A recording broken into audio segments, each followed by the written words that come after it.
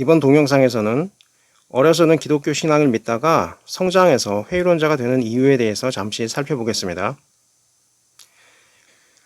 어려서는 신실하게 기독교 교리를 믿다가 성장하고 나서 대학 교육을 받고 심지어 복음주의 신앙에 대한 확고한 신념을 갖고 신학을 전공하다가 회의론자로 전향하고는 처음부터 믿지 않았던 그런 사람들이나 심지어는 무신론자보다 더 혹독하게 기독교 교리를 비판하는 경우가 있습니다.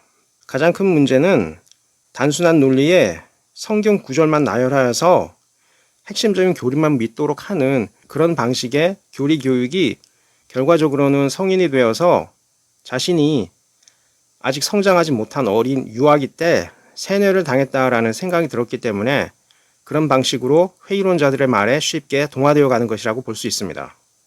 기독교인들이 그들을 사단 마귀라고 하기보다 깊이 이해할 필요가 있습니다. 특히 그동안 사형리라는 단순 논리에 음악 집회를 하면서 눈물 흘리면서 신앙을 받아들이는 사례만 인용해서 사형리 교리가 모든 개신교의 성공 모델이 돼야 할 것처럼 외치는 한국교회는 실제로 예수님께서 하신 두 번째 밭에 해당하는 그러한 연약한 신앙인만 양산하는 그런 우를 범할 수 있습니다. 예수님께서는 복음과 말씀의 전파에 대해서 밭을 비유하셔서 두 가지 경우를 가르치셨습니다. 하나는 씨 뿌리는 비유이고 하나는 밭의 비유입니다. 천국은 좋은 씨를 자기 밭에 뿌린 사람과 같다고 말씀하셨습니다. 그러나 그 사람이 잘 때에 원수가 와서 곡식 가운데 가라지를 덧뿌리고 갔다고 했습니다. 그러다 보니까 싹이 나고 결실할 때에 가라지도 보이기 시작했다고 합니다. 집주인의 종들이 와서 말하기를 밭에 좋은 씨를 뿌리지 아니하셨냐고, 그런데 어떻게 가라지가 생겼습니까? 라고 말하자 원수가 이렇게 했다라고 말했습니다. 좋은 씨 뿌리는 자, 예수님을 인자라고 말씀하시면서 이렇게 비유하셨습니다. 그리고 가라지를 뿌린 자는 원수, 마귀가 되겠죠.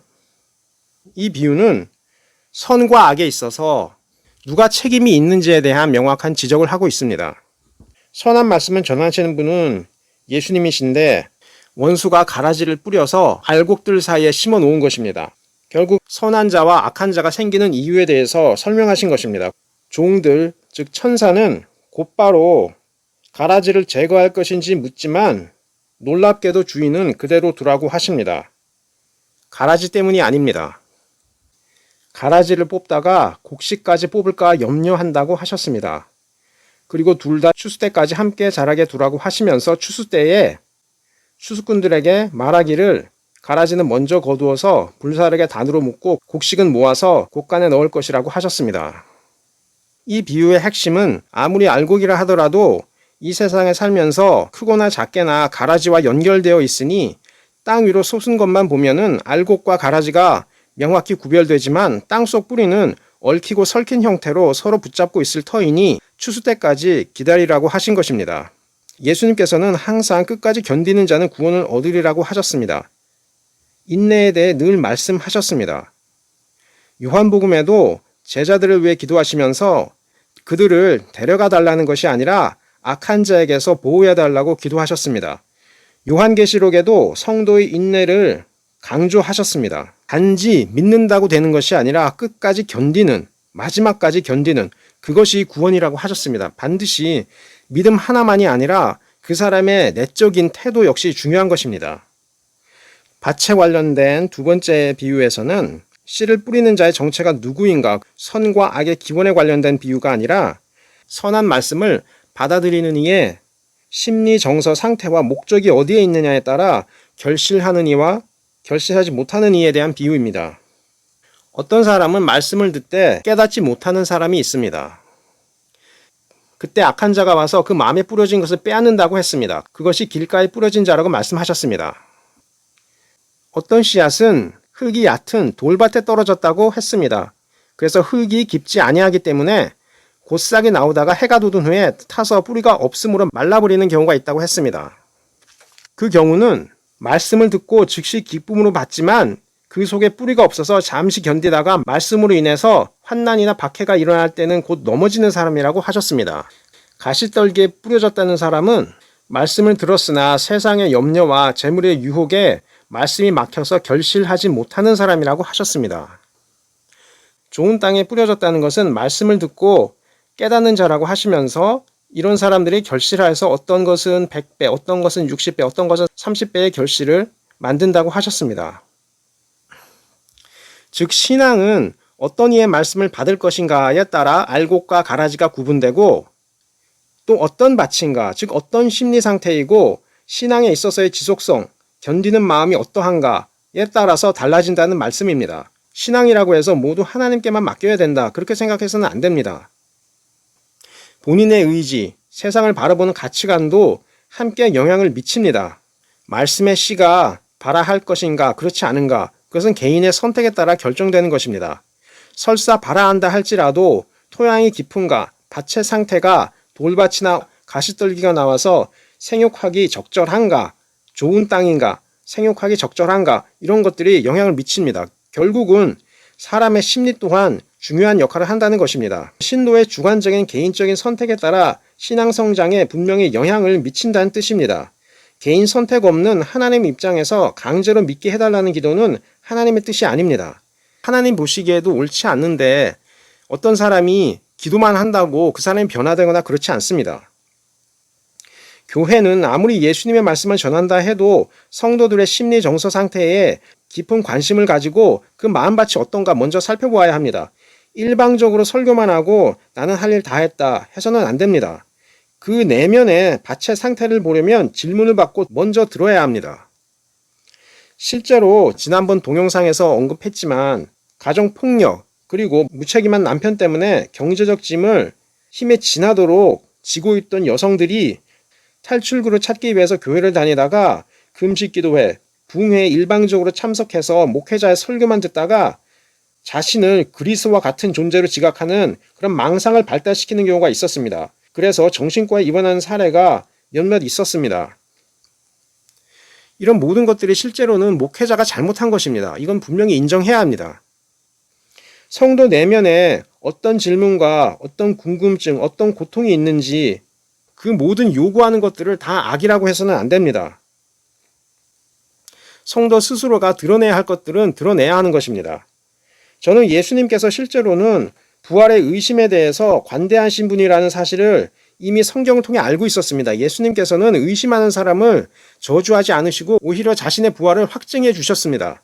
부활의 의심을 품고 있는 이들을 향해서 얼굴을 붉히고 사단 마귀라고 호통치는 이들은 실제로 본인이 대답을 못할 것 같고 본인 스스로가 내면에 극복하지 못한 그런 질문들이니 자신의 믿음이 온전하지 못하다는 생각에 질문을 받지 않고 막으면서 윽박 지르려 하는 것입니다.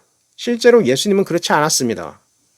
말씀드린 것처럼 복음서를 보면 예수님은 자신의 부활의 증거를 오히려 적극적으로 보여주시면서 증명하시려 하셨습니다.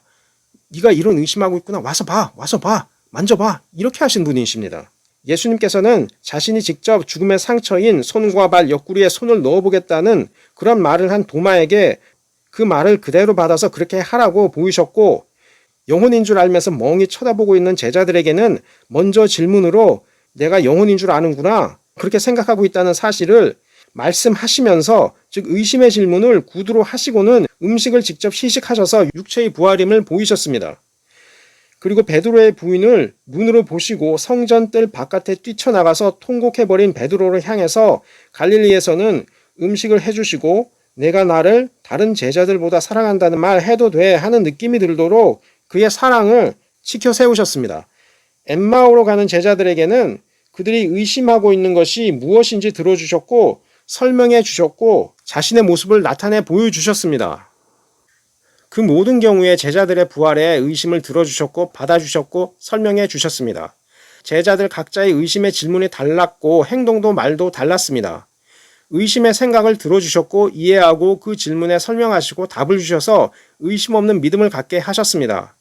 베드로의 경우는 부활의 예수님을 보았어도 해결할 수 없는 마음을 갖고 있었습니다. 베드로는 예수님의 부활하신 모습을 보고도 제자의 삶을 버리고 업으로 살기로 했습니다. 우리가 여기서 깊이 있게 봐야 될 것은 베드로가 예수님의 제자임을 부인한 순간 예수님뿐만 아니라 베드로는 자신의 제자됨도 함께 부인했습니다. 그리고 예수님께서 그 부인하는 자신을 보셨다는 사실을 인식하고 있습니다. 그런 베드로의 심리를 이해해야지 왜 베드로가 부활하신 예수님을 보고도 갈릴리로 가서 자신은 물고기를 잡는 어부로 다시 살겠다, 그렇게 말을 했는지 이해할 수 있습니다. 모든 사람들이 부활하신 예수님을 보고 모였지만 베드로는 부활하신 예수님을 보고 나서 떠나려고 했습니다. 그것은 베드로가 예수님을 3번 부인했다는 그 자체보다는 그 순간 베드로는 자신의 제자됨조차 동시에 부인했다는 그 자책감 때문이었습니다. 예수님은 그렇게 자신의 제자됨을 부인한 사실 때문에 떠났으나 그의 상처받은 정체성을 회복해 주셨습니다. 다른 신화와 달리 다른 점이 바로 이 부활에 대한 의심을 걷어버릴 수 있도록 차분하게 대답하신 것입니다. 제가 그 회의론자들이 기독교 복음을 비판하는 소리를 많이 들었는데 얼핏 들으니까 어떤 신화에서도 부활한 존재가 자신의 부활에 의심을 품는 이에게 분노의 정서를 보인 경우가 있다 하는 것을 제가 들은 적이 있습니다.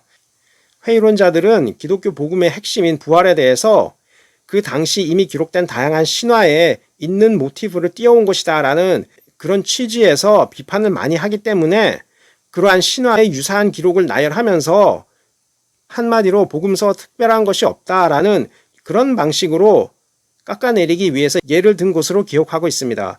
저는 그러한 단순한 분노의 정서를 언급하는 것을 말하는 것이 아닙니다. 신의 입장에서 부활을 의심하는 추종자에게 분노를 드러내는 그런 감정 표현은 할 수 있습니다.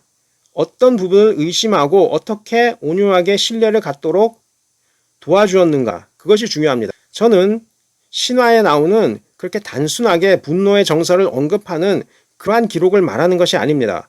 도마, 베드로, 엠마오로 가던 제자 모두 내적 질문이 달랐고 예수님은 그 서로 다른 제자들에게 다른 질문을 했습니다. 그들이 가진 질문이 달랐다는 사실은 예수님의 대화에 남아 있습니다. 도마나 엠마오 도상의 제자는 말이라도 했지만 베드로는 침묵을 하여서 도대체 어떤 질문이 그의 마음에 있었고 마음속에 그가 부활하신 예수님을 보고도 물고기를 잡으러 어부의 삶을 살려고 갔던 그 문제가 무엇이 동기가 되어서 그런 선택을 했는지 성경 기자는 기록하지 않았습니다. 게다가 베드로는 부인하면서 예수님만 부인한 것이 아니라 자신이 제자됨을 함께 부인해서 부활에 예수님만 만났다고 해결한 문제가 아니었습니다. 갈릴리로 가서야 그 이유를 알게 됩니다. 예수님을 모른다고 3번 부인하는 순간 결국 자신은 자신이 제자가 아니라고 부인한 거나 마찬가지였습니다. 예수님을 부인하면서 자신의 제자됨도 함께 부인한 것입니다. 그가 말하면서 물고기나 잡으러 가야지 하는 무의식적 생각이 입 밖으로 나왔다는 사실에 주목해야 합니다. 예수님을 만나러 간 것이 아니라 자신은 예수님의 제자가 아니라고 부정한 것입니다. 그런데 오히려 요한이 예수님을 알아보자 겉옷을 급하게 들쳐입고는 물로 뛰어들어서 예수님께 갔지만 말을 하지 못합니다. 예수님에 대한 사랑과 관심은 있지만 죄책감이 혼재하는 그런 상태를 그의 행동이 반영하고 있습니다. 식사 후까지 조용하신 예수님께서 갑자기 베드로에게 요한의 아들 시몬아, 내가 진실로 나를 이들보다 사랑하느냐? 마치 베드로가 자신이 실수하여 부인해서 예수님 십자가에 달리는 걸 막지는 못했지만 제가 예수님을 제일 사랑했다는 사실 알아달라는 그 생각을 그대로 반문하신 것 같은 느낌이 듭니다. 예수님께서는 항상 생각하고 있는 것을 반영하시면서 질문하시기 때문에 도마에게도 그랬듯이 사마리아 여인에게도 그랬듯이 그리고 마리아에게도 그랬듯이 항상 예수님께서는 상대방이 생각하고 있는 것을 말하십니다. 그렇기 때문에 베드로가 생각하고 있는 말을 예수님께서 그대로 그에게 말씀하셨다고 생각할 수 있습니다. 그렇기 때문에 베드로가 긍정적으로 곧바로 대답한 것입니다. 망설이지 않고 말을 했다는 얘기는 이미 그 질문에 대답할 준비가 되어 있었다는 뜻입니다. 예수님과 베드로와의 대화는 나중에 다시 상세히 다루겠습니다. 예수님께서는 부활 이후에 정확히 서로 다른 제자들의 4가지 질문에 답하셨습니다. 도마의 질문은 십자가에 달리셨던 상처가 있는 분이 맞나? 그리고 요한의 증언처럼 옆구리에 창이 찔렸다는 그분이 맞나? 거기에 예수님께서는 답해 주셨습니다. 그리고 2번째로는 제자들이 너무 놀라서 영혼으로 나타나신 것 같은데 육체가 맞나? 그 질문에도 예수님께서는 음식을 하시면서 답해 주셨습니다. 그리고 엠마오 도상으로 가는 제자들에게는 구약에 예언된 성취가 맞나 하는 그 질문에 답해 주셨습니다. 네 번째 질문은 베드로가 성전 뜰에서 부인할 때 그를 지켜보았던 분이 맞나? 그 질문에 예수님께서는 베드로에게 답해 주셨습니다. 이 네 가지 질문에 예수님은 직간접적으로 모두 답하셨습니다. 특히나 예수님께서 요한복음 마지막 장 베드로의 부인을 세 번의 사랑으로 고치신 대화가 중요한 이유는 모두가 예수님의 부활에만 관심 가질 때 다른 신화에는 없는 유일한 기록으로 부활한 신인이 십자가 고난 전 자신이 예언했고 직접 보았던 충실했던 제자가 자신의 제자였던 사실을 부인한 것을 보고 부활 이후 그 상처받고 자아 정체성을 버린 기억을 다시 대면하되 신뢰와 사랑으로 치유한 기억입니다. 제자들이 예수님을 본 기억이 아닙니다.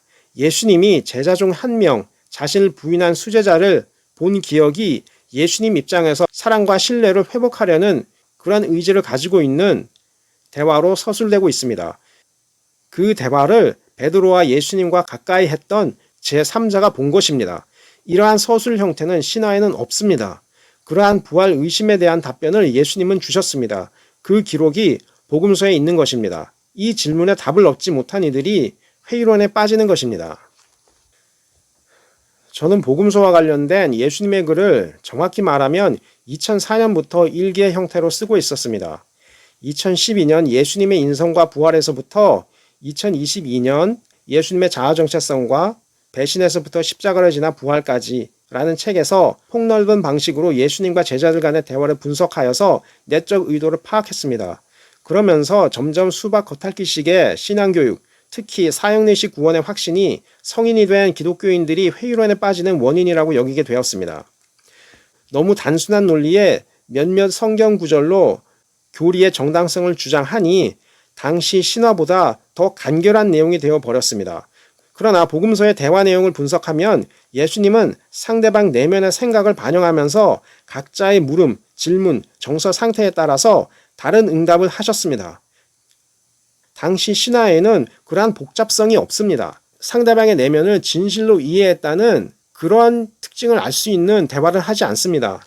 그러한 측면, 예수님께서 상대방의 내면의 심리 정서 상태에 따라 질문에 따라 다르게 대하셨다는 그러한 측면에 대한 설명이 없이 단순 교리집만 보고 믿었고 성장하니 회의론이 더 지혜롭고 합리적으로 들리는 것입니다. 그래서 신앙에서 떨어지는 것입니다. 아무리 시대가 변해도 짧은 책, 짧은 동영상을 선호해도 내용을 줄여서는 안 되는 것이 종교입니다. 성경 전체를 이어주는 핵심 논점은 성경의 하나님은 인간의 죄의 뿌리 깊은 영향력을 알고 계시고 그 힘을 인간 스스로가 이길 수 없다는 사실이라는 것입니다. 예수님은 그것을 해결하러 오신 것입니다.